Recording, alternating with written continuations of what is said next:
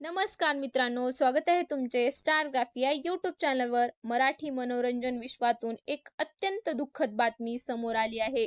लोकप्रिय अभिनेता प्रसाद जवादे यांच्या आईचे दुःखद निधन झाले आहे. कर्करोगाशी दीर्घकाळ झुंज दिल्यानंतर त्यांनी अखेरचा श्वास घेतला.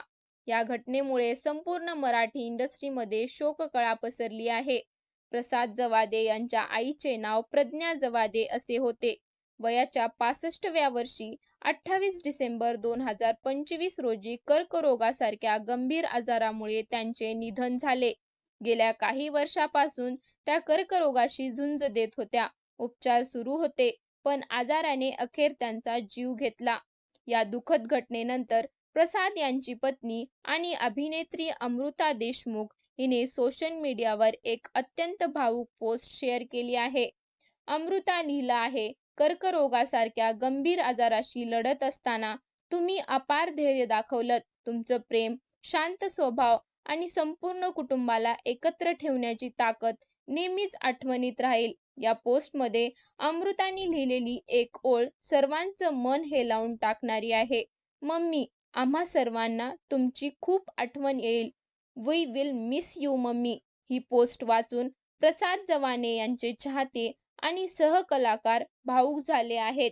काही महिन्यापूर्वी जी मराठी पुरस्कार सोहळ्यात प्रसाद जवादे यांना सर्वोत्कृष्ट मुलगा हा पुरस्कार मिळाला होता. हा पुरस्कार देताना त्यांच्या आईंना कॅन्सर असल्याचं सर्वांसमोर उघड झालं होतं. आई स्टेजवर आल्यानंतर प्रसाद स्वतःला सावरू शकले नाहीत आणि ते अक्षरशः रडू लागले. त्यावेळी प्रसाद म्हणत होता की आईच्या आजारपणात ती माझी काळजी घेत होती. जणू ती माझी आई नसून मीच तिचा मुलगा नाही, तर ती माझ्यासाठी देवदूत आहे. हा क्षण आजही अनेकांच्या डोळ्याला पाणी आणतो. 2024च्या दिवाळीत प्रसाद यांच्या आईंना कॅन्सरचं निदान झालं होतं. आईच्या इच्छेनुसार प्रसादने मालिकेत काम सुरू ठेवलं, पण त्याच वेळी आईच्या उपचाराकडेही पूर्ण लक्ष दिलं.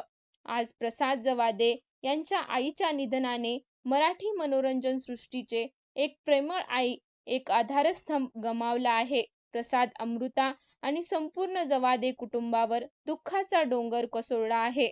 आम्ही ईश्वरचरणी प्रार्थना करतो की त्यांच्या आत्म्याला शांती लाभो आणि प्रसाद जवादे व त्यांच्या कुटुंबांना हे दुःख सहन करण्याचे बळ मिळो. ही माहिती कशी वाटली हे कमेंटमध्ये नक्की सांगा आणि अशाच नवनवीन व्हिडिओसाठी या चॅनलला लाईक, शेअर आणि सबस्क्राईब करायला विसरू नका.